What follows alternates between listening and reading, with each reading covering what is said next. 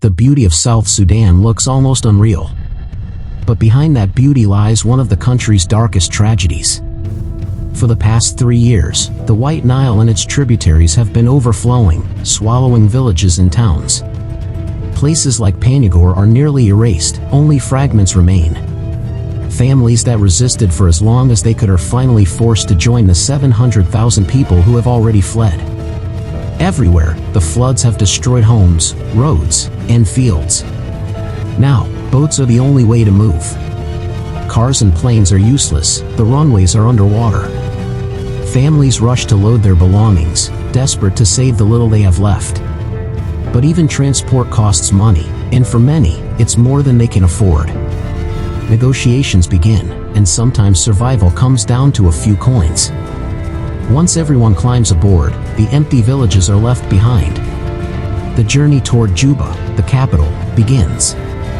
300 kilometers over flooded land and tangled weeds, 48 hours of exhausting travel. South Sudan is the youngest country in the world, independent since 2011, but still building from scratch. Even on the water, nothing is easy.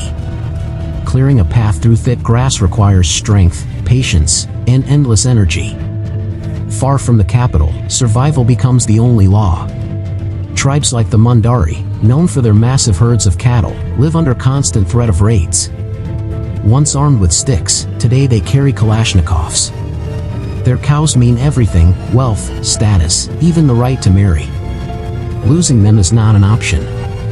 Here, each day is a fight between tradition, hunger, and the dangers of armed neighbors. South Sudan has endured famine, locusts, droughts, and war.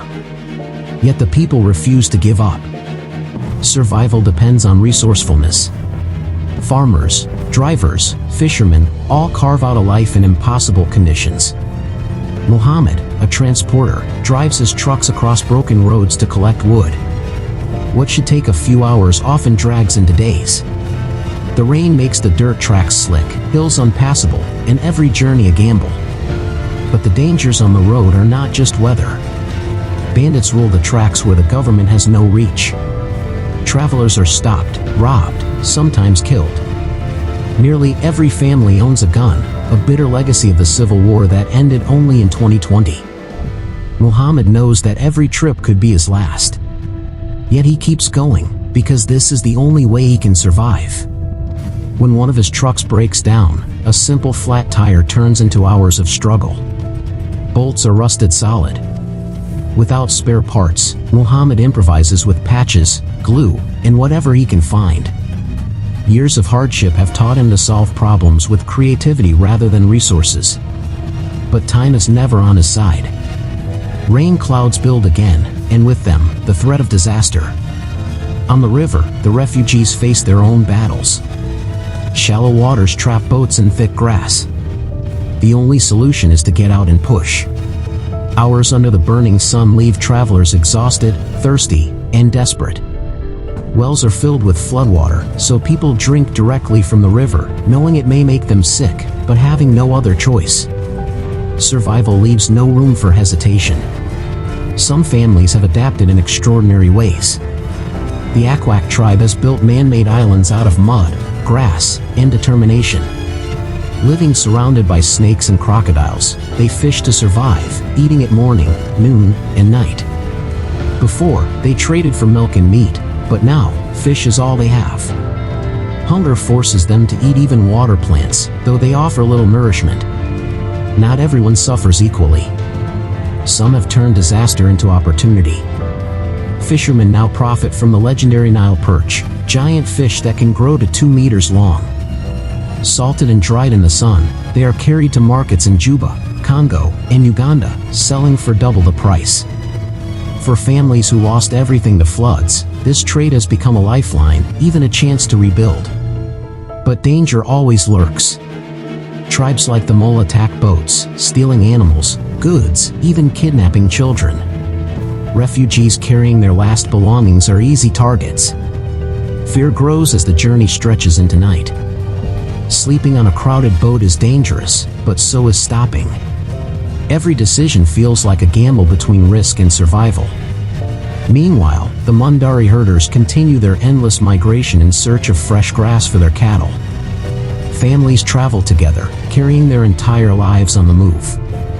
Elizabeth, a mother of 6, walks with her children and sister, hungry and exhausted.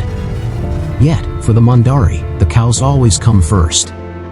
Milk means survival, and cows represent wealth, pride, and a future for their children. Setting up camp is a family affair. Men build shelters from sticks and tarps, women cook porridge over open fires, and children collect cow dung to burn for smoke, keeping mosquitoes away. But even smoke cannot fully protect them. Malaria spreads quickly, striking the young and weak. Elizabeth watches 2 of her children burn with fever, their tiny bodies fighting to survive. The nearest clinic is hours away, and with no transport, Elizabeth walks 3 hours to reach it. There, a single nurse diagnoses malaria with a rapid blood test. Medicine is handed out, but the fight is far from over. In South Sudan, malaria remains the deadliest enemy, killing thousands each year. Access to healthcare is rare, and without NGOs, many would not survive at all.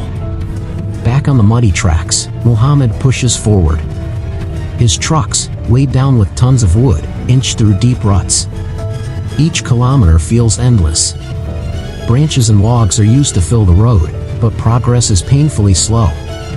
Sometimes, it takes a full day to move just 1 kilometer. For Muhammad, patience is not a choice, it is the only way to keep going. 6 days later, he finally completes what should have been a quick 100-kilometer round trip. Exhausted but alive, he delivers his load. For him, it is not just a business, it is survival after losing everything to betrayal. His trucks are his last hope, his only chance to rebuild a life that once was stable and secure. Meanwhile, refugees on the river find shelter on artificial islands built by fishermen.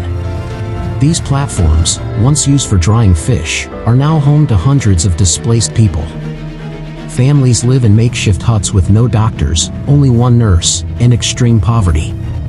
Yet even here, people hold on to hope, clinging to the dream of one day returning to their land. The resilience of South Sudan's people is astonishing. They brush their teeth with roots that clean better than toothpaste. They wash with cow urine, which disinfects wounds and strengthens hair. They turn mud into islands, weeds into food, and struggle into survival. In every corner, life finds a way, even if that way is painful and uncertain. But survival is never guaranteed. Hunger, disease, armed raids, and floods test the people daily. Mothers carry sick children, fathers guard cattle with rifles, and young men risk their lives transporting goods. Each story is a reflection of a nation still fighting to stand on its feet, a country too young to bear so many burdens, yet too determined to give up. South Sudan remains the youngest nation on earth, but its people carry the weight of centuries of struggle. Despite war, famine, floods, and loss, they endure. They hope. And they keep fighting for peace, for stability, for the right to live without fear.